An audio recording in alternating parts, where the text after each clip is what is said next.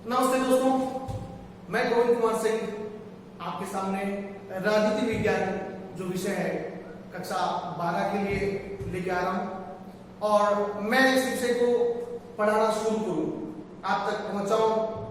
उससे पहले मैं चाहता हूं कि एक इंट्रोडक्टरी क्लास हो जाए। सबसे पहले मैं आपको ये कहना चाहूंगा कि यदि आप दर्शन शास्त्र या राजनीति विज्ञान जैसे सब्जेक्टिव जो विषय हैं उनको आप पढ़ना शुरू करते हैं, तब यकीन मानिए कि अगर आप मार्क्स ओरिएंटेड पढ़ाई करेंगे तो मार्क्स ज्यादा आ भी जाएंगे, लेकिन जीवन में उसकी जो समझ होनी चाहिए थी या जो जीवन में आगे काम आना चाहिए वो उस तरीके से आएगा नहीं। तो पहले मैं बता देना चाहूंगा कि आप चीजों को इम्पोर्टेंट और नॉन इम्पोर्टेंट चीजों में बांटना बंद कीजिए।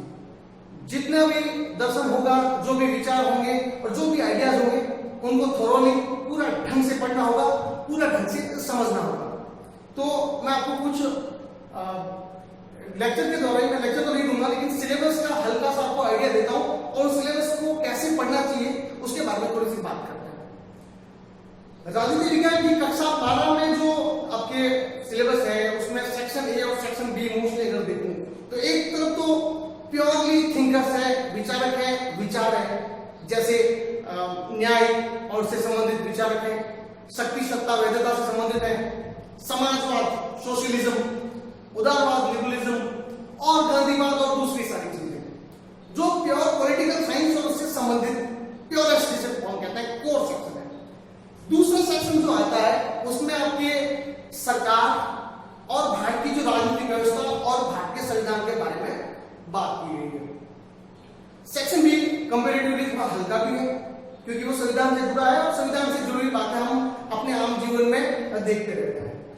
सेक्शन ए थोड़ा सा मुश्किल लगता है क्योंकि चीजों को जिस प्रकार हम जानते हैं वैसा उससे थोड़ा अलग होता है। मैं आपको बताऊं एक उदाहरण के द्वारा।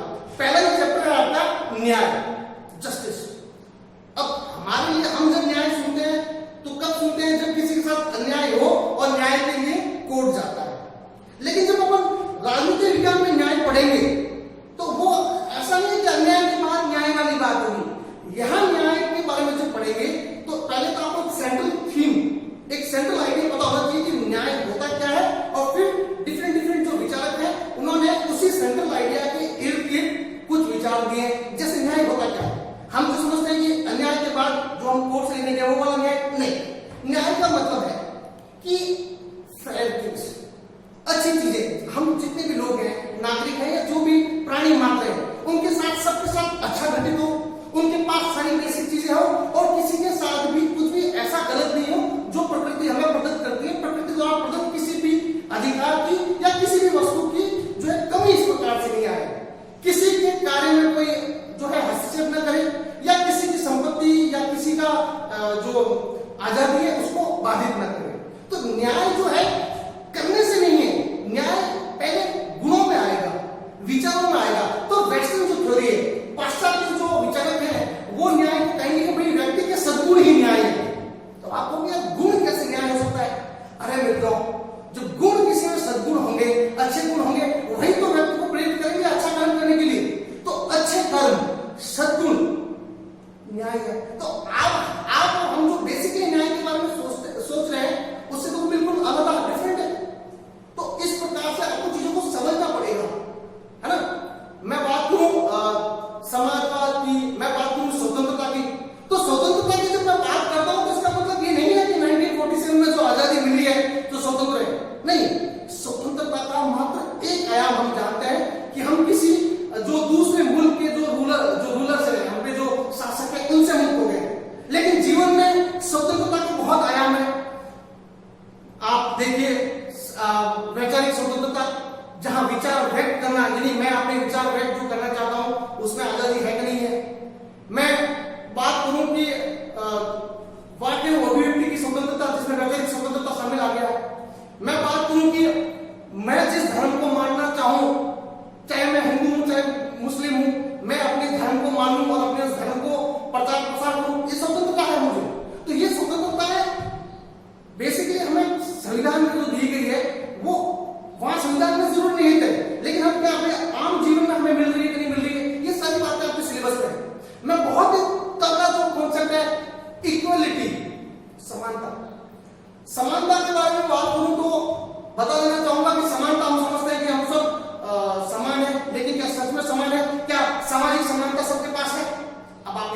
सामाजिक समानता क्या है?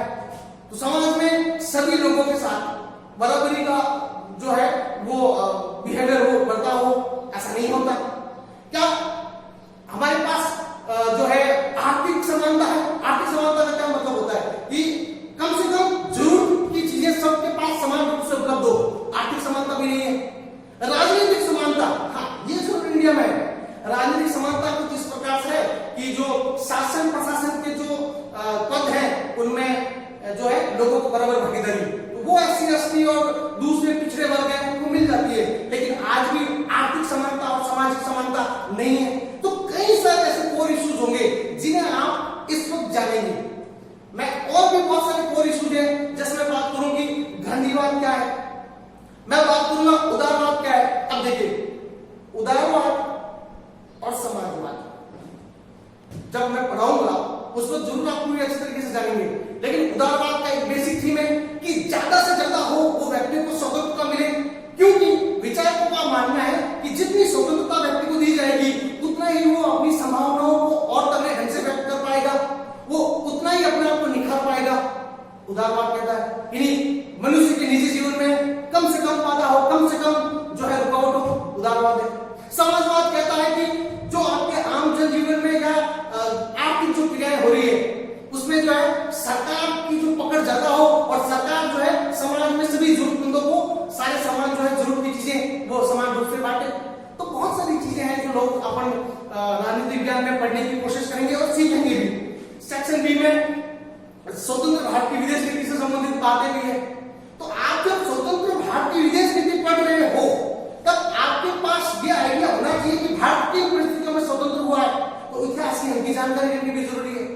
उस वक्त अगर आप देखेंगे तो भारत ने गुड निरपेक्ष नीति भी अपनाई थी, तब आप गुड निरपेक्ष ये नहीं पढ़ना ये गुड निरपेक्ष है क्या, उस वक्त आपको ये जानना जरूरी है कि गुड निरपेक्षता की नीति को अपनाया क्यों, उसका बेसिकली थीम क्या है, आइडियोलॉजी क्या है। भारत में विदेश नीति से संबंधित बहुत सारी बातें रही है, पंचशील सिद्धांत भी अपनाया गया है या बहुत सारी चीजें हैं, लेकिन उन चीजों को क्या है से जरूरी क्यों है वो सीखना जरूरी है। जैसे मैं आपको खाली गुड निरपेक्षता की बात बताऊं, विश्व में जब द्वितीय विश्व युद्ध खत्म हो गया था और दो प्रकार विश्व जो है दो धर्मों में बढ़ गया था, एक तरफ जो है अमेरिका और अमेरिका के साथ जो लोकतांत्रिक देश है वो थे सॉरी, दूसरी तरफ जो है रूस और उसके साथ साम्यवाद था। तो वैचारिक स्तर पे दो विचारधाराएं आमने सामने खड़ी थी और भारत के सामने ये चुनौती थी कि किसकी तरफ जाए। लेकिन ध्यान रखने वाली बात है कि कुछ हिस्से जीवन के वो हमारा अमेरिका से पूर्ति हो रही थी और कुछ चीजें हमें रशिया से भी चाहिए थी, इसलिए हम दोनों के साथ ही जाते तो गड़बड़ी पैदा हो सकती थी। तो हमने क्या करा, गुट निरपेक्षता की नीति को अपनाया, क्योंकि अगर हम किसी भी गुट में खड़े हो जाते तो किन्हीं दो गुटों के बीच में आपसी झगड़े में हमको जबरदस्ती शामिल होना पड़ता। और भारत की संस्कृति में था नहीं कि जबरदस्ती के किसी युद्ध में या किसी टकराव में पड़े, तो टकराव से भी बच गया और दोनों ही गुटों से उसको जितनी चीजें जो चाहिए थी, मान लीजिए गेहूं था या टेक्नोलॉजी थी या कुछ दूसरी चीजें, वो मिलना शुरू हो गई। तो बहुत सारी चीजें हैं। बेसिक बात मैं आपसे ये कहना जो चाहता था कि आप जब पढ़े उस वक्त आंखों को और आपकी जो मस्तिष्क की सोच समझने की क्षमता है उसे बहुत व्यापक रखें, व्यापक रखते हुए बातों को ढंग से सीखने की कोशिश करेंगे। मैं आपके सामने पहला लेक्चर जस्टिस न्याय पर लेकर आने वाला हूं, जिसमें न्याय के विभिन्न पहलुओं पर विचार करेंगे। प्लेटो, अरस्तु और दूसरे जो भी महान थिंकर्स है उनके बारे में बात करेंगे। भारतीय जो दार्शनिक हुए जिन्होंने न्याय पे बात करी, विशेषकर बात करेंगे मनु की, और भारतीय धर्म और धर्म से संबंधित न्याय उस पर बात करेंगे कल। शुक्रिया, नमस्कार, आप सभी का स्वागत है राजनीतिक दर्शन के इस पहले अध्याय में।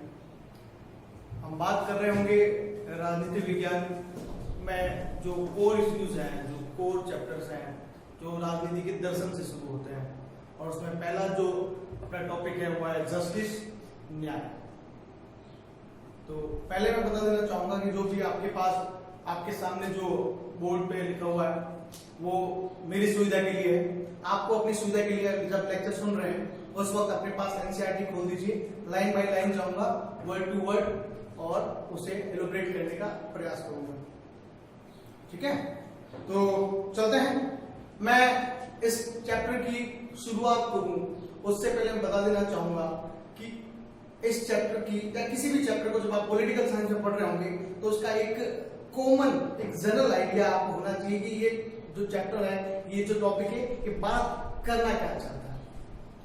चूंकि टॉपिक का नाम है न्याय, और चूंकि हम लोगों के साथ ज्यादातर दिक्कत यह है कि जब भी न्याय की बात आती है तो हम कोर्ट और दूसरी अथॉरिटी से मिलने वाले न्याय के बारे में बात कर रहे होते हैं। हमारा ध्यान सीधा कोर्ट और कचहरी या पुलिस थाना वगैरह वगैरह पे सीधा जाता है। तो उस जो परंपरा से अब आपको आगे निकलना होगा। राजनीति विज्ञान के छात्र के रूप में आपको न्याय की जो बहुत ही बेसिक जो समझ है उसको डेवलप करनी पड़ेगी। तो पहले आपको मोटा मोटी मैं बताऊं कि न्याय होता क्या है, तो मैं आपके कोर्ट वाले मामले को ले जाता हूं। जब कभी भी कुछ अनुचित घटता है तभी तो कोई कोर्ट जाता है। जब कभी कुछ ठीक नहीं हो रहा है किसी के साथ, किसी के अधिकारों का उल्लंघन हुआ है, किसी की संपत्ति छीन ली गई है, या किसी के साथ कुछ भी बुरा हुआ है, तब कोर्ट जाता है और कोर्ट उसको न्याय देता नहीं है, न्याय को रिस्टोर करता है एक्चुअली, और थोड़ा कंपनसेशन देता है। तो न्याय को समझना ऐसे है कि न्याय का मतलब वो जो सारी अच्छी चीजों को अपने अंदर समाहित करे, सारी अच्छी चीजें, प्रॉपर चीजें, जैसे सत्य, वो न्याय की तरफ लेके जाएगा। तो सत्य अपने आप में न्याय है। किसी भी चीज का, संपत्ति का या किसी भी चीज का वितरण अगर ठीक ढंग से हो, न्याय। तो मैं कहना ही चाहता हूं कि न्याय का पहला आपका जो बेसिक थीम है या बेसिक आइडिया ये है कि सब कुछ जो फेयर हो, प्रॉपर हो, एप्रोप्रिएट हो, यानी उचित हो और सही हो, वही न्याय है। ये आपका जनरल आइडिया होना चाहिए कि न्याय का मतलब उचित और अच्छी बात है। ओके, अब आगे अपन बढ़ेंगे। तो अलग अलग टाइम में अलग अलग विचारकों ने न्याय को लेकर अपनी अपनी व्याख्याएं की है। तो सबसे पहले जो है इसका पारंपरिक चिंतन आता है। मतलब इसका जब शुरुआत में जब न्याय के बारे में बात हुई, जब प्लेटो सर्वप्रथम इसकी व्याख्या के लिए आ गया है। प्लेटो दार्शनिक है, राजनीतिक दार्शनिक जो ग्रीक से हैं, तो उन्होंने जब इसकी व्याख्या की तो उस समय पारंपरिक चिंतन चल रहा था। पारंपरिक चिंतन क्या है मैं आपको बताना अभी आपको मैं बताने जा रहा हूं। पारंपरिक चिंतन से मतलब यह है, पहले आप एक चीज हिस्ट्री का समझिए। आप यूं समझिए कि एक एंशिएंट टाइम, एक मिडाइवल टाइम और एक मॉडर्न टाइम, प्राचीन काल, मध्यकाल और आधुनिक काल। तो जब सभ्यताओं की जब शुरुआत होती है तो सबसे पहले जो सभ्यताएं डेवलप होती है, उनमें जो चिंतन शुरू होता है वो पारंपरिक और प्राचीन में आ जाएंगे। उसके बाद में मध्यकाल आता है, जब धर्म और ईश्वर की बहुत ज्यादा महत्ता या उनका बहुत ज्यादा डोमिनेंस हो जाता है, तब दूसरे प्रकार की विचार जो है वो स्थान लेते हैं। और उसके बाद में जब मानव का जो है वो स्थान ज्यादा बड़ा हो जाता है समाज में या राज्य में, तब आधुनिक काल की शुरुआत होती है। तो अपने पारंपरिक परंपरा के बाद अपने प्राचीन जो परंपरा है, पारंपरिक जिसे ट्रेडिशनल कहेंगे, वहां से शुरुआत करते हैं, क्योंकि प्लेटो जब जिस जमाने में थे उस समय यही चल रहा था। तो बात करेंगे परंपरागत दर्शन की। न्याय का परंपरागत दर्शन बता देना चाहूंगा। परंपरागत जो दर्शन है वो पाश्चात्य दर्शन में भी चल रहा था और भारतीय दर्शन में भी, और दोनों में काफी हद तक न्याय को लेकर एक समान उनका विजडम था, उनकी थॉट थी। तो परंपरागत दर्शन कहता यह है कि ऐसा कुछ भी जो फेयर हो, सही हो, उचित हो और सबसे ज्यादा वो नैतिक हो, यानी जो चीज नैतिकता के अनुरूप है, जो चीज नैतिकता के अनुकूल है, वो कार्य, वो विचार या फिर वो वितरण जो नैतिकता से प्रेरित है, वो सारे कार्यों को, सारे विचारों को और सभी प्रकार के वितरण को वो न्याय संगत ठहराएंगे। तो न्याय का परंपरागत दर्शन मोस्टली बात करेगा मोरालिटी यानी नैतिकता का। तो पाश्चात्य दर्शन में क्या होता था कि न्याय को समझा जाता था कि जो लोग सद्गुणी हैं, जो लोग अच्छे हैं, जिनका व्यवहार बहुत अच्छा है, उन लोगों को फॉलो करें, क्योंकि उनमें गुण अच्छे हैं, उनका जो चरित्र अच्छा है, उनमें नैतिकता है, और चूंकि वो नैतिकता उनके अंदर है, इसलिए वो हमेशा व्यक्ति भी न्याय का पीछा करते हुए न्याय संगत व्यक्ति होंगे। तो परंपरागत दर्शन ये कहता है कि आपका जो न्याय है वो नैतिकता के इर्द गिर्द होना चाहिए, यानी नैतिकता से प्रेरित होना चाहिए। यानी जो आदमी नैतिक होगा, जो विचार नैतिक होंगे, वही न्याय होगा, वही न्याय आसान हो पाएगा या सुलभ हो पाएगा। भारत में भी वही, भारत का भी परंपरागत दर्शन जो है वैसा ही है। बस फर्क इतना यह है कि जब पाश्चात्य जगत में मोरालिटी की यानी नैतिकता की बात होती थी, उस वक्त भारत में धर्म की बात होती थी। लेकिन मित्रों, मैं आपको सजग कर देना चाहूंगा, जिस धर्म की बात हम भारत के संदर्भ में कर रहे हैं वो धर्म मिडाइवल वाला धर्म नहीं है, वो धर्म पूजा पाठ ईश्वर आदि वाली बात नहीं है। प्राचीन काल में जब परंपरागत दर्शन शुरू होता है तो भारत में धर्म से संबंधित बातों का मतलब होता है धारण करने वाली चीजें, अच्छे कर्म, अच्छे विचार जिसे धारण किया जा सके, है ना, अच्छे दायित्व जिन्हें पूरा किया जाए। यही उनका मानना था। धर्म का भारतीय दर्शन में मतलब होता था ड्यूटीज, कर्तव्य, यानी जो कुछ अच्छे कर्तव्य निर्दिष्ट किए गए हैं उनको धारण करें, उनकी पालना करें। अगर आप ऐसा करते हैं तो आप न्याय सम्मत है और न्याय की प्राप्ति होगी। तो बिल्कुल वैसा ही है, वहां नैतिकता की बात हो रही है या धर्म की, लेकिन दोनों जगह पर मोरालिटी ही मोर और लेस आपको दिखाई देगी। उधर सद्गुणों की बात हो रही, धर्म की बात हो रही, लेकिन दोनों में ही अच्छे गुणों का, सद्गुणों का समावेश किया जा रहा है। तो मैं उम्मीद कर रहा हूं कि न्याय का जो पहला परंपरागत दर्शन है, जिसमें वेस्टर्न और इंडियन दोनों शामिल हैं, उसमें परंपरागत दर्शन का जो थीम है, जो बेसिक आइडिया वो है मोरालिटी को लिया गया है। ठीक है, तो परंपरागत दर्शन के अंतर्गत प्लेटो जो है यूनान के, वो सर्वप्रथम व्याख्या करते हैं न्याय की।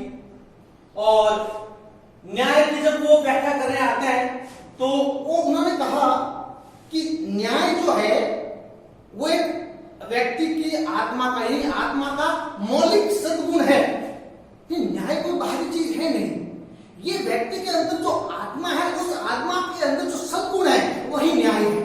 क्योंकि मोर और लेस वही जो आत्मा के जो सद्गुण है, जो वर्च्यूज हैं, जो अच्छी क्वालिटीज है, वही न्याय संबंध बातें करेंगे। तो उनका मानना है कि न्याय बाहरी नहीं है, ये आत्मा के अंदर जो मौलिक तत्व है, मौलिक जो सद्गुण है, वही न्याय है। तो नोट करिए इस चीज को। प्लेटो का जो न्याय है, प्लेटो कहते हैं, प्लेटो का न्याय मौलिक सद्गुण की बात करता है, यानी आत्मा में जो सद्गुण है वही न्याय है। Mark my word. और प्लेटो जब मौलिक सद्गुणों की बात करते हैं, आत्मा से संबंधित बात करते हैं, क्योंकि आत्मा के जो अच्छे गुण है वही न्याय है। तो ये बात उन्होंने करी है अपनी पुस्तक रिपब्लिक में। तो प्लेटो की जो पुस्तक रिपब्लिक, उसका नाम आप जरूर नोट कीजिएगा, रिपब्लिक में उन्होंने पहली बार न्याय के बारे में बात करते हुए इस मौलिक सद्गुण यानी आत्मा में निहित मौलिक सद्गुण की बात करी है। और न्याय को उन्होंने आत्मीय गुण बताया है। आत्मीय गुण बताया है, इसका मतलब है कि जो आत्मा में निहित है। नमस्कार दोस्तों, तो आज के इस वीडियो में मैं आपके समक्ष लेके आया हूं कक्षा 12 के लिए राजनीतिक विज्ञान से संबंधित मेरा पहला लेक्चर। और मैं अपने पहले लेक्चर की तरफ बढ़ूं उससे पहले हल्का सा हमें आइडिया हो जाना चाहिए कि कक्षा 12 के अनुरूप हमारे पास सिलेबस में क्या है, उनका अंक विभाजन कैसे है और किस तरीके से हमें अपने रणनीति को सेलेक्ट करना है ताकि हम अधिकतम अंकों को प्राप्त कर सकें। तो चलिए, कक्षा 12 की जो राजनीति विज्ञान की जो पुस्तक है हमारे पास, वो 2 खंड में विभाजित है, खंड अ और खंड ब में। और मैं आपको, चूंकि मैंने लिखा नहीं है, मैं फिर भी बता दूं कि खंड अ में जो है वो प्योर अवधारणाएं हैं, अवधारणाएं, प्योर राजनीतिक विज्ञान की बेस्ट जो प्योर कॉन्सेप्ट है और राजनीतिक जो विचारक है उनकी अलग अलग विचारधाराएं, वो है जिसे आप कह सकते हैं कि राजनीतिक विज्ञान का मूल है। और जो खंड ब है, खंड ब में क्या है कि भारतीय शासन, प्रशासन, लोकतंत्र और भारत की जो दूसरी राजनीतिक व्यवस्था है उससे संबंधित बातें हैं। तो यहां पर आपका आ जाएगा शासन एवं राज्य व्यवस्था, जहां आप लोकतंत्र के बारे में पढ़ेंगे और मोस्टली पढ़ते वक्त संविधान के बारे में अच्छे से जानेंगे और स्वतंत्र भारत की विदेश नीति को भी ढंग से समझेंगे। तो खंड और खंड ब में बांटा गया है और सभी को पता होगा, आपने 11th में पढ़ा भी होगा कि खंड अ जो होता है वो कंपैरेटिवली थोड़ा हार्ड लगता है लोगों को, क्योंकि उसमें मूल अवधारणाएं और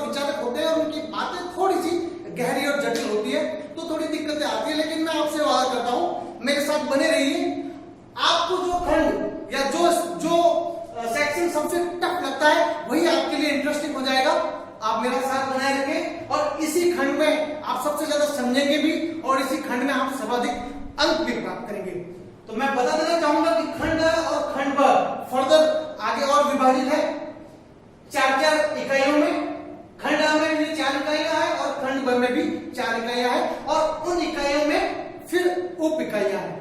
तो मैं एक बार खंड B को छोड़ दूं, पूरा खंड A की बात करूं और उसकी पहली इकाई की बात करूं।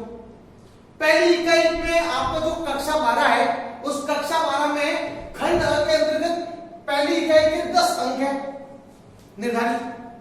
उन 10 अंकों में अपने पास चैप्टर है 4, यानी इकाई 1 में जो उप इकाइयां हैं न्याय, शक्ति, सत्ता और वैधता, धर्म, स्वतंत्रता एवं समानता, ये जो 4 इकाइयां हैं उप इकाइयां, उनको हमें खंड A के अंतर्गत पढ़ना है पहली इकाई के अंतर्गत। ठीक है, तो ज्यादा प्लेटफॉर्म पर आए बगैर मैं सीधा चाहूंगा कि हम न्याय में आ जाए। तो हम अपने पहला चैप्टर जो है जस्टिस, न्याय को शुरू करने जा रहे हैं और मैं आपको बताना चाहूंगा जो आप इस साइड में जो ये कुछ क्वेश्चंस देख रहे हैं, मैं इतना कहना चाहूंगा कि आप मुझे सुनिए ठीक से। मेरे चैप्टर को खत्म करने तक, और चैप्टर को नहीं, मेरे आज के लेक्चर को खत्म करने तक आप इन सभी प्रश्नों के उत्तर देने में समर्थ हो जाएंगे। तो आज के इस लेक्चर के साथ साथ हमें इन सवालों के जवाब मिल जाएंगे। मैं सवालों को एक बार धीरे धीरे पढ़ रहा हूं और मैं चाहूंगा आप उनका ध्यान रखें। पहला सवाल है न्याय का जो पारंपरिक चिंतन है, न्याय के पारंपरिक चिंतन को स्पष्ट करते हुए भारतीय चिंतन के संदर्भ में समझाइए। ये आपका क्लियर होना चाहिए आज के लेक्चर के बाद। उसके बाद दूसरा सवाल है प्रथम पाश्चात्य चिंतक और उनकी पुस्तक का नाम बताइए जिन्होंने न्याय की सर्वप्रथम व्याख्या दी, यानी जिन्होंने न्याय की व्याख्या दी है सबसे पहले, उनका नाम और उनकी पुस्तक का नाम भी आपको क्लियर होना चाहिए आज। फिर है अगला, प्लेटो के अनुसार न्याय एक आत्मिक सद्गुण है। ये प्लेटो का एक कथन है। प्लेटो कहते हैं न्याय एक आत्मिक सद्गुण है। इस कथन को स्पष्ट कीजिए। तो ये कथन क्यों कहा वो भी आपको स्पष्ट हो जाना चाहिए। फिर प्लेटो के जो न्याय संबंधी विचार है उसको परिभाषित करना है। एक पर्टिकुलर आपके पास डेफिनेशन भी होनी चाहिए। प्लेटो की एक विशेष परिभाषा है, वो भी आपको याद होगी इसी लेक्चर में। फिर प्लेटो द्वारा प्रतिपादित न्याय के दोनों स्वरूप परस्पर भिन्न है, कैसे समझाइए। न्याय के जो प्लेटो द्वारा जो सिद्धांत दिया गया उसने करा क्या है कि न्याय के 2 स्वरूप रखे हैं। वो कौन से 2 स्वरूप है और दोनों आपस में भिन्न कैसे हैं मैं आपको अभी बताऊंगा। अगला सवाल है प्लेटो द्वारा प्रतिपादित आत्मा के 3 तत्वों और उनसे संबंधित कार्य विभाजन और न्याय की प्राप्ति को समझाइए। यहाँ पर होगा क्या कि प्लेटो ने आत्मा से संबंधित 3 तत्वों की बात करी है और उन्हीं 3 तत्वों की वजह से समाज और राज्य का वो विभाजन करेगा और समाज और राज्य में विभाजन होने के बाद कार्य का विभाजन भी हो जाएगा उन 3 तत्वों की वजह से, ये भी आप जानेंगे। फिर है प्लेटो का न्याय नैतिक सिद्धांतों के रूप में है, यानी जो प्लेटो कह रहा है वो बात सारी नैतिक सिद्धांतों के अनुरूप कह रहा है, इस बात को स्पष्ट करना है। तो चलिए बढ़ते हैं हम अपने चैप्टर की तरफ। न्याय, जस्टिस। न्याय के जो वैचारिक आयाम है, यानी अलग अलग विचारकों ने जो इसके संदर्भ में विचार दिए हैं, हम उस पर डायरेक्ट जाएं उससे पहले मैं आपसे चाहूंगा कि न्याय अपने आप में है क्या उसको समझिए। तो न्याय का एक सीधा साधा जनरल मतलब यह है कि वो सारे कार्य, वो सारी बातें, सारे विचार और वो सारे वितरण जो अच्छे हैं, फेयर है, उचित है, बढ़िया है, न्याय संगत है, यानी सारी अच्छी बातें न्याय की तरफ जाती है। तो सारी अच्छी बातें न्याय है। ये बिल्कुल छोटा सा आइडिया हुआ। अब इसी आइडिया को ध्यान में रखते हुए हम बढ़ते हैं न्याय के पारंपरिक चिंतन पर। सबसे पहले क्या होता है कि जो चिंतन आएगा न्याय को लेकर, पारंपरिक चिंतन, जब सभ्यताओं की शुरुआत होती है प्राचीन समय में, तो प्राचीन समय में जब न्याय के बारे में बात होती है तो वो चिंतन पारंपरिक चिंतन कहलाएगा। उसके बाद में मध्यकालीन चिंतन और फिर आधुनिक चिंतन, उसकी बात हम बाद में कर लेंगे। पारंपरिक चिंतन की अगर बात करें तो पारंपरिक चिंतन जो है वो इस बात पे आधारित था कि व्यक्ति के अंदर जो है वो मौलिक सद्गुण पाए जाते हैं, यानी उसमें जो है नैतिकता पाई जाती है, और वही वो नैतिकता ही मनुष्य को न्याय की तरफ बढ़ाती है। यानी मनुष्य के आत्मा के अंदर जो सद्गुण है, जो उसके अंदर नैतिकता है, वही न्याय है। ये पारंपरिक जो है चिंतन है न्याय का। और इस चिंतन में सबसे ज्यादा योगदान जो है वो प्लेटो का है। प्लेटो जो है वो यूनान के दार्शनिक रहे। उन्होंने एक अपनी पुस्तक लिखी रिपब्लिक। तो रिपब्लिक नामक पुस्तक में उन्होंने पारंपरिक चिंतन को बताया, और पारंपरिक चिंतन का मतलब यहाँ सीधा था कि आप जो है नैतिकता को पकड़े रहे। नैतिकता के अंदर जो भी अच्छे सद्गुण है, वो सत्य हो सकता है, करुणा हो सकती है, या फिर धर्म के अनुसार कार्य करना है, वो अपने कर्तव्यों का पालन करना है, उन सभी को पकड़े रहे। आप न्याय की तरफ बढ़ते चले जाएंगे और न्याय अपने आप में स्थापित हो जाएगा।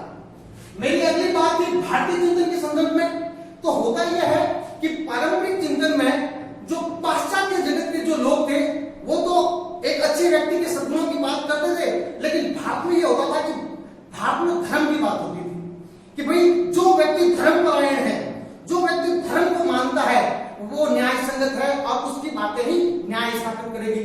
लेकिन मैं बता देना चाहता हूं कि यहाँ धर्म का जो मतलब है वो पूजा पाठ या ईश्वर की भक्ति से नहीं है।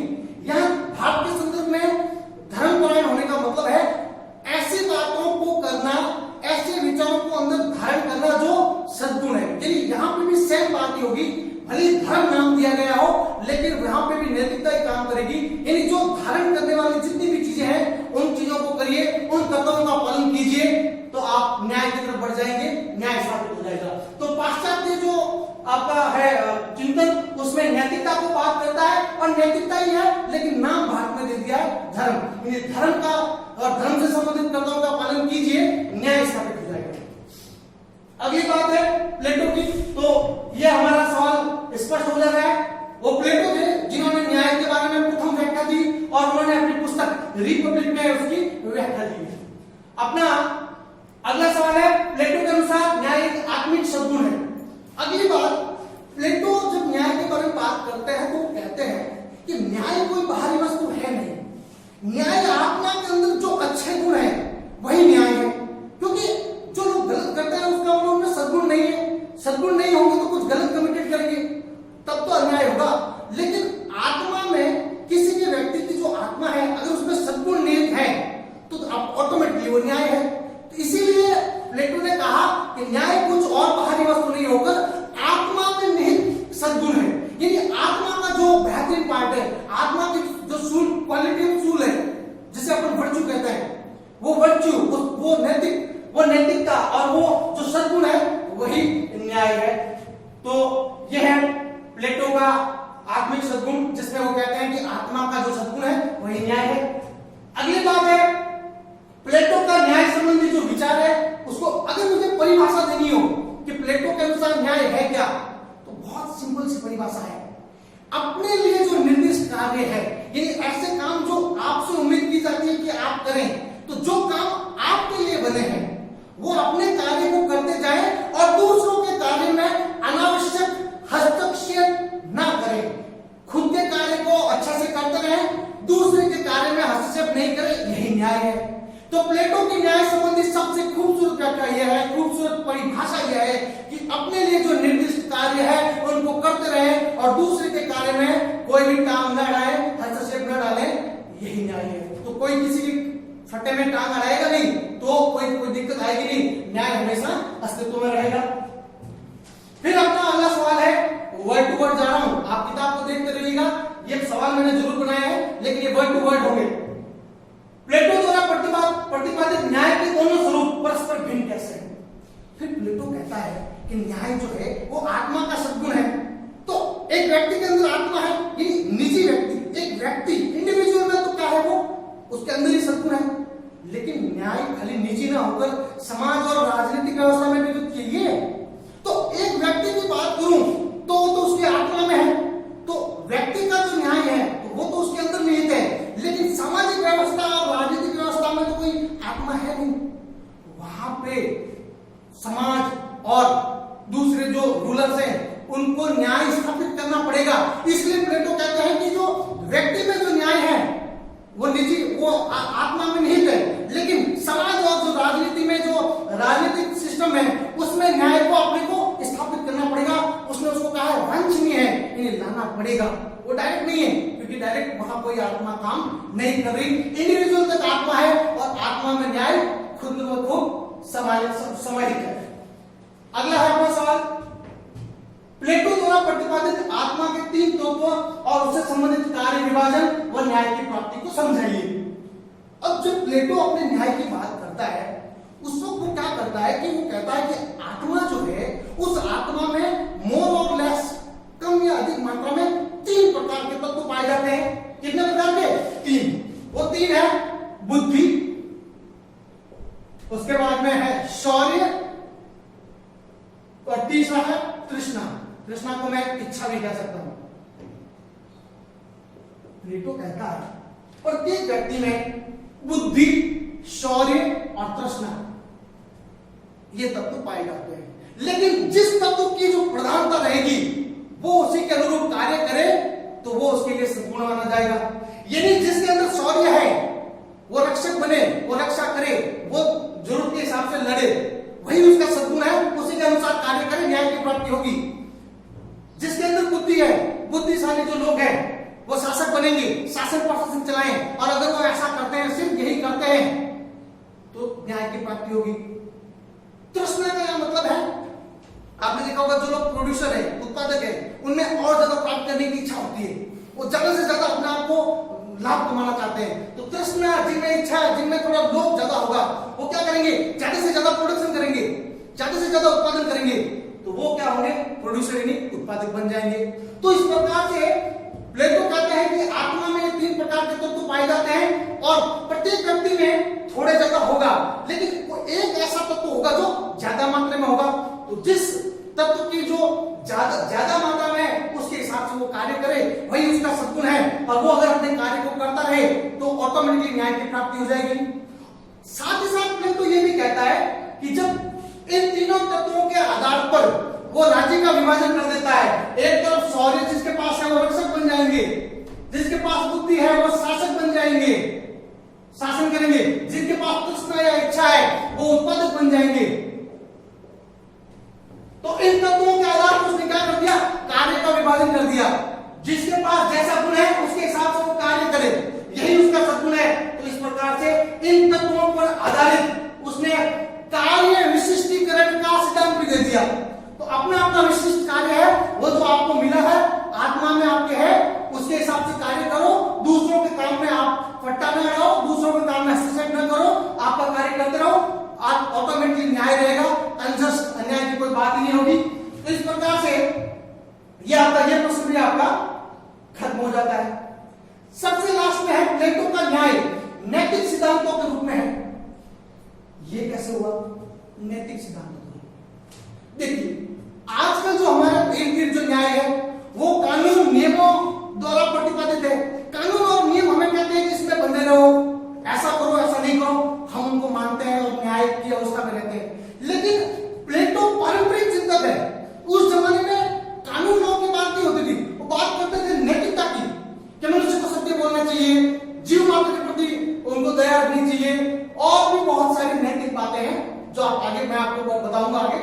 तो नैतिकता के जो आयाम है उनको पकड़ के वो सारी न्याय की बातें करता है। तो जो प्लेटो का न्याय है वो और कुछ नहीं होगा, नैतिकता से संबंधित सिद्धांत है। यानी सारी जो बात है वो नैतिकता को पकड़ के रहेगा, और जो लोग नैतिकता से संबंधित आयामों को उनकी पालना करते रहेंगे, उनको मानते रहेंगे, वो जस्टिस की तरफ बढ़ते चले जाएंगे। तो प्लेटो का न्याय जो है नैतिक सिद्धांतों से संबंधित